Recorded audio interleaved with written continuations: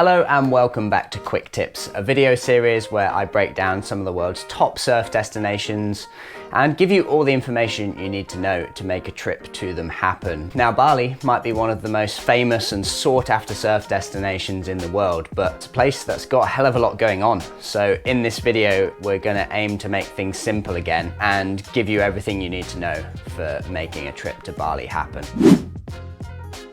You can go there at any time of year and go surfing. It doesn't matter whether it's wet or dry season. So dry season runs from April until October and wet season is October until April. So in dry season, this is when Bali gets its biggest swells. It's also met with the best winds. So you get the offshore trade winds on the west coast, and it's generally considered the best time of year to surf in Bali. That said, there are plenty of waves in Bali that can be surfed in the wet season, and you can even surf the most famous waves in the wet season as well. It's just generally not as consistent, and it generally goes onshore halfway through the day.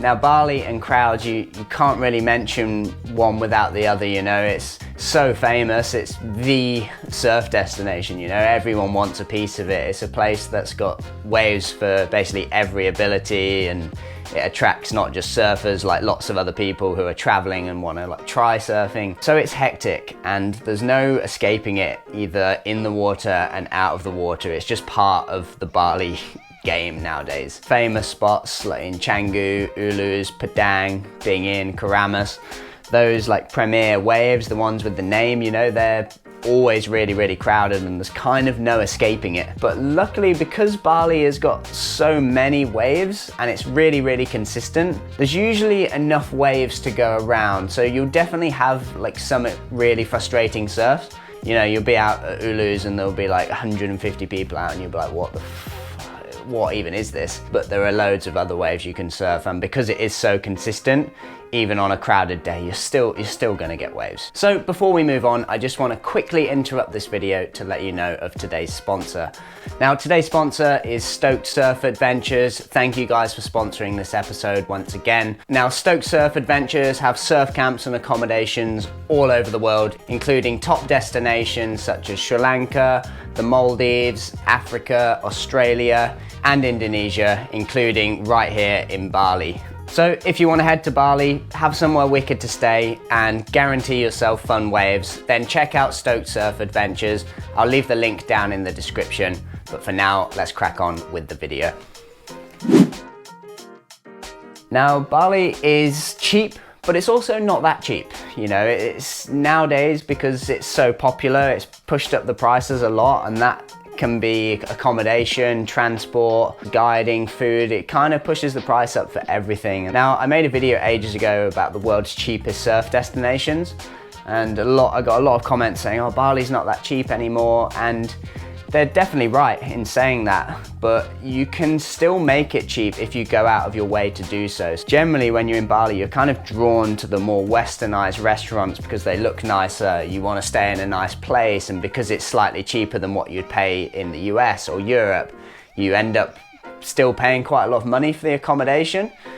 Whereas if you force yourself to go and stay in like a cheaper room or cheaper hostel that's obviously not as nice, can still be really cheap, especially when it comes to eating. Now, there's so many nice restaurants in Bali and you can basically just eat food from all around the world and get really good food for cheaper than you can anywhere else. But when you go to a nicer restaurant and it is a bit cheaper, you end up spending more because you're like, oh, I'll get a nice dinner and then I'll get a dessert and then I'll have a cocktail and then I'll go for a massage and then have a couple of beers. You do all those nice like little luxuries and that all adds up and makes it way more expensive. But if you go to the little roadside places, where you see a lot of the locals eat, like those glass cabinet takeaways, you can eat for like $1 to $2.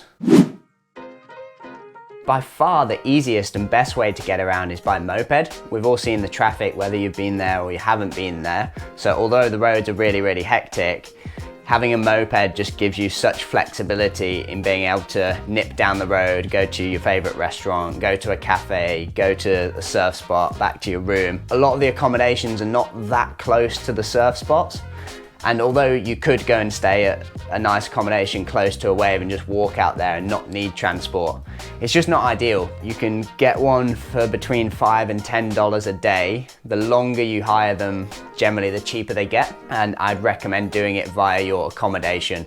So wherever you're staying, just speak to them and they'll usually have like a cousin or a friend or a business they're partnered with down the road where you can sort out a moped. It's always a pretty loose arrangement for the most part, but you'll always be able to get one. If you're a bit scared of driving on the roads, which is completely fair enough because the roads are freaking gnarly, you can take Gojek, which is basically like Uber, but a moped version, and it's only in Indonesia. And then you can get normal taxis and Uber as well if you're not surfing and you just want to go down the road to a restaurant from your hotel. And also you can rent a car, which to be honest I wouldn't recommend because the roads are really quite narrow, there's lots of bikes, lots of traffic, so you end up spending more time sat in traffic than you do actually driving.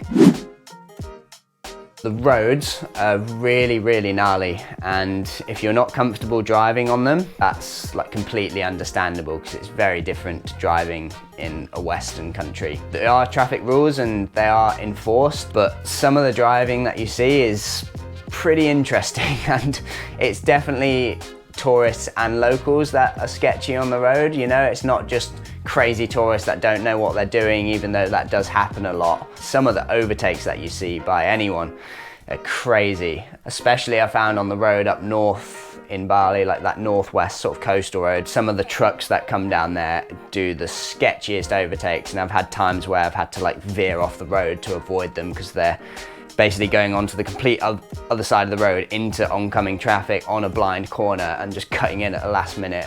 I had a crash last year where I went to turn onto the opposite side of the road to go to a supermarket. But as I went to turn and went onto the other side of the road, somebody had gone to sort of overtake me almost and then just slammed straight into me. My bike flipped over and I like skidded sort of around like this and sort of managed to like stay standing up, but like cut my leg and my foot and stuff. And then the girl like went over the handlebars of her bike, skidded like face first onto the tarmac and like cut her face and like her arms and stuff. And you're just in full shock and you're just like, holy shit.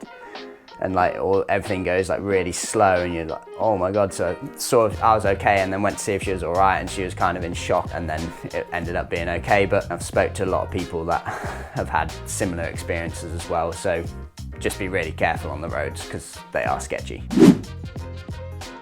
Bali is really, really consistent. It's crazy actually. Like no matter what time of year you go there, there's always waves. You've always got something to surf, basically no matter what. I think I've only seen it like flat and onshore once, and you could have surfed, especially if you're on a longboard, but sometimes you just don't surf because you're surfed out or you're busy doing something. So I'd say any time of year is a pretty safe bet to go and be able to surf. But obviously April till October is the best time to guarantee good waves.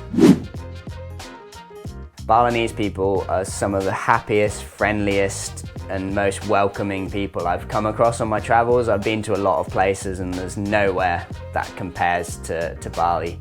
There's just such a warmth to it. I don't know what it is, whether it's cultural or religious, or it's just amazing. And even though there might be a bit of a language barrier sometimes, you have, for the most part, very positive interactions with most people in Bali. You know when you're going there, you're not going to have this like hostility, you're going to have that warmness and kindness, and it's a really amazing thing to tap into when you go.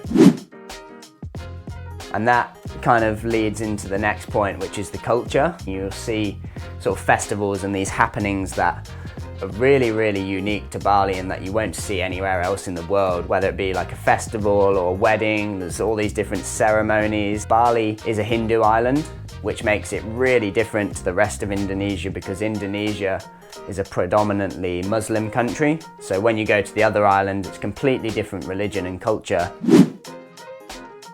So they use a currency called the rupiah.